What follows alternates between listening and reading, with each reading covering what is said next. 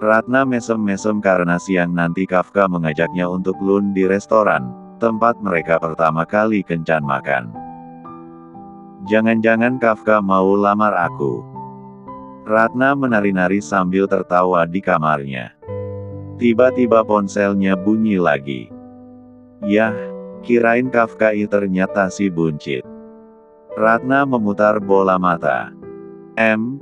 Halo. Baby, Om sekarang ada di rumah sakit. Om sekarat karena ikutin rencana kamu. Om Burhan yang bodoh. Aku kan bilang tabrak Tante Maryam, kenapa malah nabrak Haura? Haura itu orangnya baik. Kamu harus datang ke rumah sakit sekarang. Aduh aku nggak bisa, aku kan lagi hamil. Mual. Aku alergi bau rumah sakit. Datang ke sini sekarang, atau aku bongkar yang sebenarnya. Ratna terdengar menarik napas kesalnya. Iya bawel. Wanita berambut sebahu itu teriak. Awas saja, sekarang aku masih perlu kamu tua bangka. Aku bisa jadiin kamu kambing hitam untuk rencanaku. Sabar, Rat. Usai menarik napas dalam-dalam, Ratna mengganti pakaian dengan mini dress merah dan cardigan biru. Ratna harus ke rumah sakit terlebih dahulu sebelum bertemu dengan Kafka. Dia tidak ingin dicurigai Burhan karena hanya memanfaatkan pria tua bangka itu saja. Ratna yang tiba di kamar Burhan mulai mual-mual. Huek. Ratna menutup hidungnya. Kamu harus membereskan ini semua Ratna. Suara Burhan begitu tinggi di atas berangkar itu. Ratna masih berada di depan pintu dan menutup pelan. Om bilang saja ngantuk, mabuk apa kek? Gitu saja repot. Sekarang suapin aku makan. Aku mual lama-lama di sini. Aku ini lagi hamil anak Om suruh aku datang jauh-jauh cuma buat suapin. Aku tahu baby, kamu tenangkan diri. Jangan lupa transfer uang untuk aku judol. Apa? Ratna berdecak. Om ini gak kasihan sama aku yang dalam kondisi hamil anak Om, terus disuruh biayain juga. Kita kan udah sepakat soal rencana itu. Astagfirullah, Rat. Ternyata kamu hamil anak pria itu. Maryam menggelengkan kepala saat membuka pintu. Tante Maryam. Ratna menoleh dengan kepala bergetar. Maryam membalikkan badan hendak pergi, tapi Ratna menariknya kembali. Tante aku mohon dengarkan penjelasanku. Ratna membawa Maryam ke dalam ruangan itu lagi. Aku sudah mendengar faktanya. Maryam menepis tangan Ratna. Dosamu sudah terlalu banyak Rat. Aku tahu kamu ingin menyantetku, lalu menabrakku, dan sekarang kamu benar-benar tidak bisa dimaafkan lagi. Ratna berlutut. Ini semua kecelakaan Tan, aku sebenarnya ingin melakukan hal itu dengan Kafka, tapi entah kenapa si tua bangka itu yang mengganggu rencanaku. Astagfirullah, Rat. Sudahlah. Aku tidak akan membongkar aibmu, karena Allah menyuruh kita untuk menutupi aib, tapi dengan syarat. Ratna yang berlutut mendongak. Syaratnya adalah kamu tinggalkan Kafka. Tunjuk Maryam dengan tegas. Apa? Ratna tergelak dalam tangisnya. Aku nggak akan bisa hidup tanpa Kafka. Aku tidak akan menerima perempuan sepertimu masuk ke dalam keluargaku. Apa sehina itu aku di mata tante? Pekik Ratna. Sejak kecil aku ditindas dan tidak diakui oleh ayah Fazila, seharusnya aku bisa sepertinya hidup dengan penuh kasih sayang. Apa? Maryam mengerlingkan mata.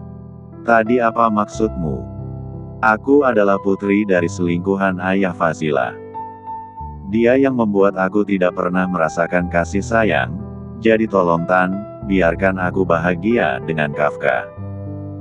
Maryam nyaris terkena serangan jantung. Ia memegang ke arah dadanya. Astagfirullah, la ilaha illallah, kamu anak. Hanya saja wanita berkerudung merah itu merasa Ratna sudah balik. Umurmu sudah 30 tahun Rat, kamu sudah bisa membedakan mana yang baik dan benar. Jelas perbuatan kamu musyrik, dan dosa besar. Tuhan itu gak adil sama aku, kenapa aku harus terlahir dari wanita selingkuhan? Aku juga ingin bahagia. Maryam menggelengkan kepala. Tapi cara kamu salah untuk bahagia Rat, kamu merampas kebahagiaan orang lain. Kebahagiaan orang lain yang kamu lihat beruntung itu belum tentu cocok untukmu. Ratna terkekeh lagi. Belum tentu cocok untukku. Terus apa yang cocok? Aku harus menjadi penonton saja. Rat, kita memang tidak bisa memilih lahir dari rahim ibu seperti yang diinginkan, tapi kita masih bisa menentukan masa depan dan mati seperti apa nantinya. Hahaha, tante tahu apa soal hidupku. Ratna berdiri. Dia membuka topeng di balik sikap lembut itu. Aku akan merebut kebahagiaan yang seharusnya aku miliki, yaitu Kafka. Innalillahi. Maryam merasa dendam yang ada dalam diri Ratna adalah sebuah musibah besar. Bruk. Kepala Maryam dipukul dari belakang oleh Burhan. Ratna bertepuk tangan. Kerja bagus Om. Mau kamu apakan perempuan tua ini? Ratna menyilangkan tangan. Wanita sok suci ini memang selalu mengganggu rencanaku. Kita harus berhasil bawa dia pergi dari tempat ini, tenang saja. Aku akan panggilkan orang-orangku. Kepala Maryam berdarah. Sebab, Burhan menghantam belakang kepala dengan besi tumpul yang berat. Kafka tiba di rumah sakit karena Haura sudah sadar. Namun, sepanjang jalan di lorong gedung itu dia tak bisa menghubungi sang ibu. Ya Allah, Mama ada di mana? Kafka berhenti di tengah lorong rumah sakit. Tidak ada satupun orang di sana. Berulang kali Kafka menelepon. Mungkin Mama sudah di sini. Kafka mencoba berbaik sangka, tapi hatinya tidak dapat berbohong dengan rasa khawatir itu. CEO itu masih memantau ponsel ketika melangkah lebih jauh lagi. Dia bahkan masih mencoba mengirim pesan.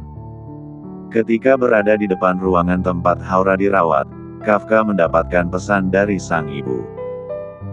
Mama Maryam, sayang, Mama harus keluar kota untuk ikut kajian. Ini mendesak sekali. Titip salam dengan adikmu. Dahi Kafka berlipat-lipat mengisyaratkan kebingungan. Aneh sekali, padahal tadi Mama yang memaksaku untuk cepat datang ke sini. Kafka masuk dan berkaca-kaca memandang sang adik. Kak. Haura dengan binar cair di matanya merentangkan tangan. Alhamdulillah, kamu bisa bangun dari koma, Ra. Kafka memejamkan mata. Maafkan kakak yang jarang sekali bertemu denganmu dan mendengar ceritamu lagi. Haura mengingat Fazila yang dulu selalu menjadi tempat penampungan keluh kesahnya. Mama mana? Haura memang paling dekat dengan sang ibu. Seorang pria dengan kumis tipis datang. Mama kalian di mana? Tanya sang ayah.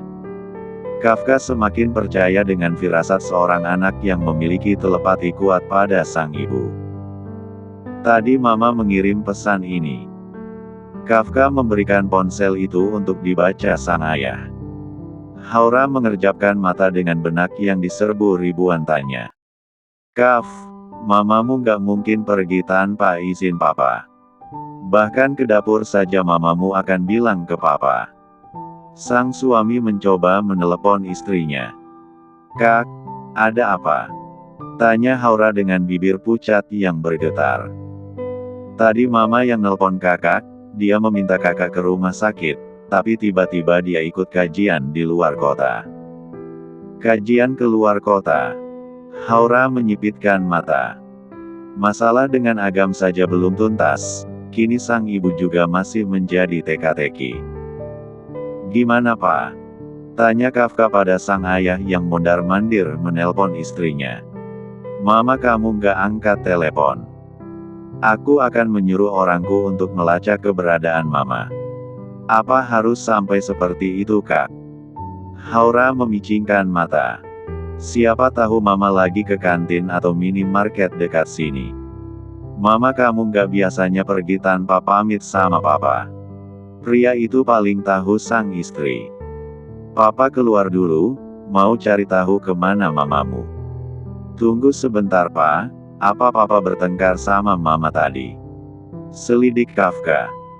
Demi Allah Kaf, kami selama ini baik-baik saja. Mamamu adalah istri terbaik yang selalu tahu kebutuhan lahir dan batin papa. Kafka merasa berdosa pada sang ibu. Dia selalu membangkang ucapan surganya itu.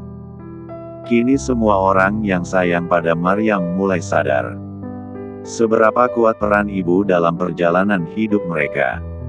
Aku juga akan menyuruh orang-orangku untuk mencari tahu lokasi mama. Kafka mengetik pesan di ponsel. Assalamualaikum, Haura. Agam datang dengan kursi roda dan dibantu oleh perawat pria. Kafka tahu kedatangan Agam untuk berbicara empat mata dengan Haura. Kakak keluar dulu. Kafka menempelkan ponsel di telinga kiri. Haura mengingat terakhir kali mereka berada di dalam mobil. Sang supir menjadi saksi jika pertengkaran itu memang tidak seharusnya terjadi. Ra, aku tahu kamu gak akan bisa lagi percaya sama aku. Haura tertunduk. Aku juga minta maaf karena udah mendesak Mas buat melakukan hal yang tidak seharusnya. Gimana keadaan kamu? Haura sempat meneteskan cairan bening itu. Kita batalkan saja ya pernikahan ini. Apa? Entah kenapa aku ngerasa Mas menikahi aku karena desakan dan faktor umur. Aku ingin menikah dengan seseorang yang memang ikhlas dari dasar hati. Haura berbaring, membelakangi Agam.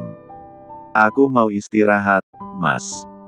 Agam tak punya hak untuk menggapai punggung perempuan itu. Apa yang dikatakan Haura benar, dia jelas tampak terpaksa menerima pernikahan itu. Aku pergi dulu, Ra. Tapi sejujurnya aku ingin kita masih mengenal satu sama lain.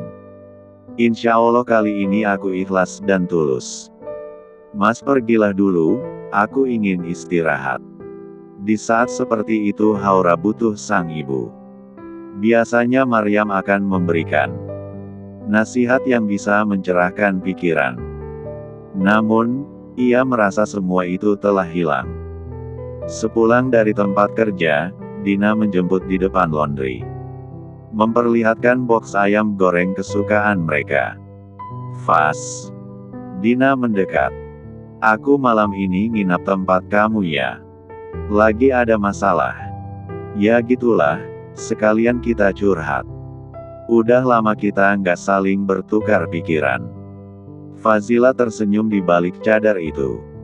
Keduanya masuk ke dalam mobil. Malam yang pekat dengan hawa dingin menusuk kulit. Suara hujan terdengar samar di luar mobil. Gimana perkembangan pengobatan Wildan? Fazila menoleh ke arah Dina yang sedang menyetir. Alhamdulillah sudah lebih baik. Aku rasa mungkin sebentar lagi kami akan pergi jauh dari sini. Ciit. Dina mengerem mobil cepat. Serius Fas? Kamu benar-benar mau pergi? Setelah Wildan sembuh dan aku harus membereskan Ratna. Dina mengenggam tangan Fazila. Apa kamu nggak mau coba terus terang? Enggak Din, aku nggak mau pengobatan anakku terganggu. Aku takut Kafka berubah benci ke aku dan dua anakku. Dina tahu Fazila pasti punya alasan kuat melakukan itu. Dia mencoba fokus untuk menyetir mobil lagi. Ketika tiba di rumah, Dina tercengang. Faz, itu kok ada cowok? Mas Bilal. Fazila menelan ludah. Dia memang belum memberikan jawaban yang pasti kepada pria itu. Kamu masuk ke dalam dulu Din. Jangan sampai anak-anakku tahu. Aku akan menemui Mas Bilal di teras. Fazila ingat sekali bagaimana perjuangan Bilal untuk melamarnya. Ketika Fazila menghampiri Bilal, pria dengan pandangan yang berbunga-bunga mendekat. "Assalamualaikum, Mas Bilal."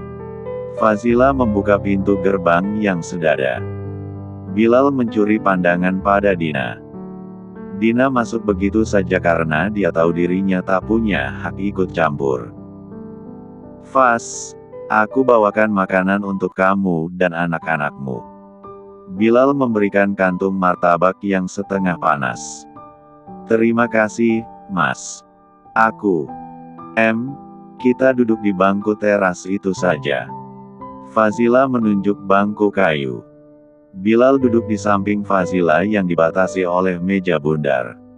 "Aku datang ke sini karena udah kangen banget." "Hah? Apa?" "Enggak, untuk seminggu ke depan aku nggak bisa ketemu dulu. Aku ada kerjaan keluar kota." "Oh, begitu." Fazila merasa ada beban mental ketika Bilal tampak sangat berharap lebih dengan hubungan gantung itu. "Mas, kamu sudah setuju? Atau kamu ingin melihat CV-ku dulu?" Fazila menarik napas panjang. "Begini Mas, Aku sebenarnya tidak ingin menikah." Wajah Bilal jadi pucat. "Maksud kamu?" "Aku nggak pernah cinta sama Mas. Lebih baik Mas jangan berharap. Kalaupun dipaksa nanti pernikahan itu tidak akan berjalan dengan baik." "Enggak Faz. Aku yakin bisa menjadi imam yang baik untuk kamu. Aku tahu Mas Bilal udah ngelamar dengan cara romantis, tapi Mas aku nggak bisa. Tolong hargai keputusan aku." Bilal tak sampai hati melihat cucuran air mata Fazila. Dia tahu dirinya tampak memaksa dan berekspektasi terlalu tinggi. Fazila bahkan berlutut di depan Bilal. "Aku minta maaf Mas. Aku sebenarnya nggak tega bikin Mas patah hati, tapi aku nggak mau Mas kayak aku dulu." "Maksud kamu? Terobsesi dengan seseorang dan lupa dengan Allah?" "Aku nggak mau Mas mencintai seseorang melebihi cinta Mas ke Allah. Aku ingin Mas jadi tetap baik." Bilal tersenyum. Itulah yang membuatlah menyukai perempuan itu. "Tolong jangan berusaha lagi Mas, itu akan menjadi mudarat bagi Mas. Tolong cari wanita yang lebih baik dariku. Faz, berdirilah. Aku nggak mau kamu seperti ini. Aku nggak mau Mas rusak dan jauh dari Allah hanya karena aku tolak." Dek. Dengan sikap itulah Bilal yakin mempersunting Fazila. "Insya Allah aku akan selalu ingat dengan Allah, Faz. Terima kasih karena kamu sudah jujur." Fazila yang mendengar jawaban lembut dari Bilal lantas berdiri. Namun, masih tidak berani menatap. "Tidak apa-apa kamu menolakku, tapi selama janur kuning belum melengkung aku masih ada harapan." Bilal menyeringai. Fazila membeku. Dia harus bagaimana lagi untuk menghentikan keinginan Bilal mempersuntingnya menjadi istri. "Aku tahu kamu pasti capek, sekarang kamu istirahat dulu. Aku pulang ya Faz, assalamualaikum." Bilal dengan langkah ringannya meninggalkan rumah kontrakan itu. Fazila menatap ke langit gelap yang tragis. "Ya Allah, aku harap Mas Bilal gak jadi seperti aku yang dulu." Perjalanan Fazila tampak terseok ke dalam rumah. "Ya Allah Faz, kamu kayak abis bertempur di medan perang aja." Dina mengais ayam goreng bersama Zidan. Fazila menengok Zidan. "Sayang, kamu temanin Wildan ya. Bunda mau ngomong sama Tante Dina." "Siap Bunda." Zidan membawa kotak ayam goreng rempah itu ke dalam kamar. "Nah sekarang kamu cerita." Dina masih mengunyah ayam yang ada di tangannya. Fazila yang sedang kacau balau pikirannya melepas cadar. "Aku mau bersih-bersih dulu." "Bentar Faz, kamu kayak sama siapa aja? Cerita soal cowok tadi." Kamu sebenarnya kesini mau curhat juga kan? Nanti saja sekalian. Dina tertunduk sambil menyimpan tulang ayam. Bersandar di dinding ruangan tamu bercat putih kusam itu. Sebenarnya aku datang ke sini karena malas sama mama. Kenapa? Di rumah lagi ada saudara mama. Aku selalu kena mental kalau ditanya kapan nikah. Oh. Fazila mesem-mesem. Ia mengerjapkan mata. Din, kayaknya aku punya ide deh. Ide apa? Gimana kalau aku jodohin kamu sama Mas Bilal? Ogah deh sama cowok kebelet kawin. Fazila menggelengkan kepala. Aku lihat-lihat kalian berdua cocok kok. Lah kan dianya suka sama kamu. Dia aja ngelamar kamu pakai helikopter. Tadi aku abis nolak Din. Aku nggak mau dia sakit hati. Dina menatap Fazila lamat-lamat. Faz, apa di hati kamu masih ada Kafka? Netra Fazila berlari-lari untuk tidak menjawab pertanyaan itu. Gak ada hubungannya sama dia. Udah ya aku mau mandi dulu. Fazila beranjak dari sana untuk membersihkan diri. Ketika Fazila sudah selesai mandi, dia melihat temannya sudah tidur pulas di kasur tipis yang ada di kamar. Ponselnya berdering. Pak Kafka mengirimi pesan. Fazila duduk sambil membaca dan membalas pesan Kafka. Kafka, Assalamualaikum, kamu sudah tidur? Fazila, belum Pak, ada apa ya? Kafka, sudah makan. Fazila menyipitkan mata. Ini Kafka ngapain nanya kayak anak SD sih? Ia tersenyum lalu membalas lagi. Fazila, udah Pak, jangan tanya lauknya apa ya Pak. Kafka, syukurlah. Kamu bisa berkonsentrasi dengan pertanyaanku selanjutnya. Kafka, kamu suka bunga mawar merah? Fazila, ini kuis berhadiah ya Pak, nggak Pak bercanda. Soalnya Bapak aneh, nanya soal makan, tidur, sekarang bunga. Kafka, ini sangat penting, kamu tinggal jawab saja. Kafka, ukuran jari manis kamu berapa? Hah? Fazila sampai bergaruk kepala. Ini CEO lagi gabut apa? Kenapa Faz? Enggak. Fazila dibuat melongo dengan pertanyaan Kafka selanjutnya. Kafka, kamu suka ngadian acara sakral di gedung atau di masjid? Kafka, kamu suka tema putih gak? Fazila, kayaknya Bapak lupa minum obat deh. Kok nanyanya sampai nyerempet ke gedung ya? Kafka tak lagi mengetik. Dia ada di kasurnya. Dasar wanita nggak peka. Ia melempar HP ke samping. Bayangan tentang lamaran sudah ada di benak Kafka. Namun, dia belum menyelesaikan hubungan dengan Ratna. Ya Allah, Mama kemana sebenarnya? Biasanya Mama bisa memberi aku pandangan. Dia belum tahu kalau aku mencintai Faz. Kafka berbaring. Ya sudah, besok malam aku harus ketemu dengan Ratna. Berkali-kali ponsel Kafka bunyi. Namun, CEO itu merasa kesal dengan Fazila yang tak peka. Sehingga malas melanjutkan pertanyaan itu.